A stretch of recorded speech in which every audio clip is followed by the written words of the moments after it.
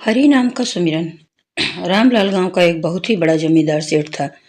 बड़े बड़े खेत खलियान, बड़े बड़े फलों के बाग बगीचे उसके पास थे। लेकिन रामलाल इतना बड़ा जमींदार होने के बावजूद भी बहुत ही साधारण जीवन व्यतीत करता था। उसकी पत्नी का नाम शांति था। जैसा उसका नाम था वैसे ही शांति की तरह वह अपने पति की खूब सेवा करती थी। रामलाल के घर दो बेटे और एक बिटिया रानी थी। बच्चों को भी उसने खूब अच्छे संस्कार दिए थे। रूपवान होने के साथ साथ तीनों बच्चे बहुत ही गुणवान थे।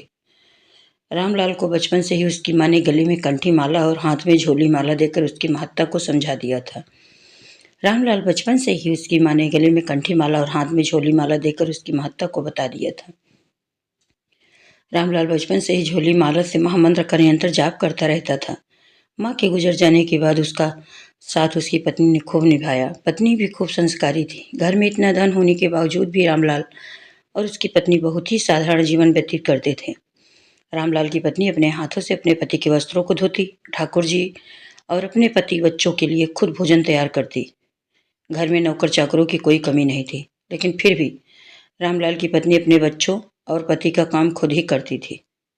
रामलाल ने कभी भी अपने हाथ से झोली माला को नहीं छोड़ा था। निरंतर उसके हाथ से झोली माला में महामंत्र का जाप चलता ही रहता था। चाहे बुखार की जकड़न हो या सर्दी की अकड़न हो, उसकी हाथ से माला कभी नहीं छूटती। रात को सोते वक्त तो वो ठाकुर जी के चरणों में झोली माला को रख देता, लेकिन उसके मन रूपी मन के से महामंत्र का जाप निरंतर चलता ही रहता। कुल मिलाकर वह 24 घंटे महामंत्र का जाप करता ही रहता था।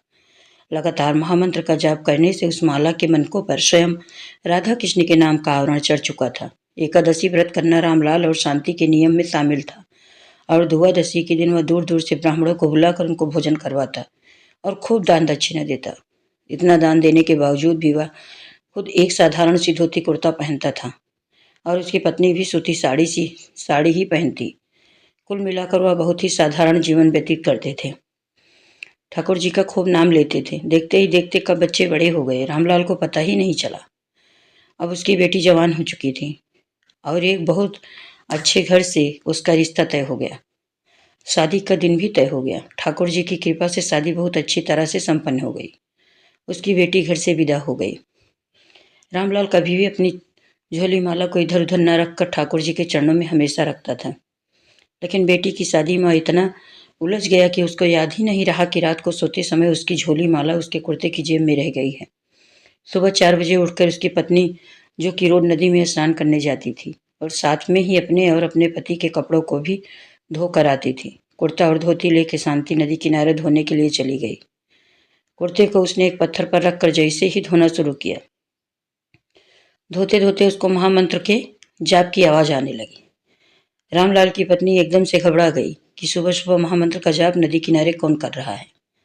जैसे जैसे वह कुर्ते को पत्थर पर पटकती वैसे वैसे आवाज और तेज होती गई। उसकी पत्नी हक्की बक्की हो गई कि महामंत्र की आवाज कहाँ से आ रही है। जब उसने ध्यान लगाकर सुना तो उसने देखा कि कुर्ते की जेब के अंदर से आवाज आ रही है। उसने जब कुर्ते को देखा तो उसमें झोली माला को देखकर वो एकदम से सकपका सी गई और उसने झट से नदी के पानी से हाथ धोकर उस माला को कुर्ते की जेब से निकालकर मस्तक पर लगाया और ठाकुर जी से क्षमा मांगने लगी कि भूलवश मैंने पत्थर पर झोली माला को पटक दिया। हजार बार वह ठाकुर जी से क्षमा मांग चुकी थी। जब वह वापस आई तो उसने देखा कि रामलाल घर के आंगन में बहुत घबराया हुआ था, इधर उधर चक्कर लगा रहा था। सावित्री ने पूछा कि आप इतने चिंतित क्यों हैं? तो रामलाल ने बोला कि मेरी झोली माला नहीं मिल रही है। तो उसकी पत्नी ने हाथ जोड़कर क्षमा मांगते हुए अपने पति से कहा कि यह भूलवश उसके कुर्ते में रह गई, अपने आप ही हिल रहा है और उसमें से अजीब सी ध्वनि निकल रही है। सब लोग उस पत्थर को देखने के लिए जा रहे थे। बाबूलाल और उसकी पत्नी के कानों में भी उस पत्थर के बारे में बातें पड़ी तो वह भी देखने के लिए चल पड़े। रामलाल की पत्नी यह देखकर हैरान हो गई। यह तो वही पत्थर है जिस पर उसने अपने पति के कुर्ते को धोया था और उसमें झोली माला थी। और सब कुछ समझ गई। जब उसने पास जाकर उस ध्वनि को सुना, वह ध्वनि और कुछ नहीं बल्कि महामंत्र की ध्वनि थी, क्योंकि झोली माला के ऊपर चढ़ा हुआ राधा कृष्ण नाम का रस निचोड़कर उस पत्थर पर पड़ गया था, जिसके कारण वह सोने जैसा चमक रहा था और महामंत्र के आनंद में अपने आप को झूम रहा था। रामलाल और उसकी पत्नी खुश थे और हम अपने हृदय रूपी मानस पटल पर राधा कृष्ण के नाम रूपी रस और महामंत्र के रस को निचोड़ ले, तो उस मंत्र के मद में चूर श्री राधा कृष्ण नाम की नैया हमेशा हमारे हृदय में हिचकोली खाते फिरेगी। मेरा वीडियो अच्छा लगा हो तो मेरी वीडियो को लाइक करें, शेयर करें, सब्सक्राइब करें।